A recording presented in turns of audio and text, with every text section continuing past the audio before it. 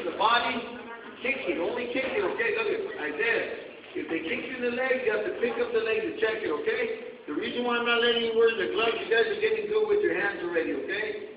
But I want you to start learning how to do the Muay Thai good. When you come out there, you should be like this.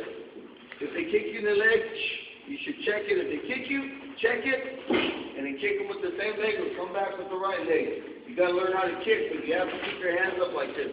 Yeah, look, Ricky, like that, okay? Your hands up, ready? Let's see how you guys do this. We'll start off with the little ones, okay? Ready? Let's go. Start kicking. Get them legs. Yes, totally missed there. Go, come on. Ooh, good shot. Ooh. Higher. To the body.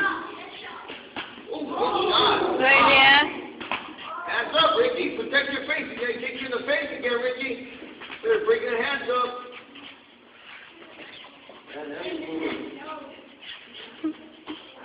Right there. Good job. Hands up, Ricky. Hold your hands up, Isaiah. Kick higher. Kick that mat. Kick him in the mat. High.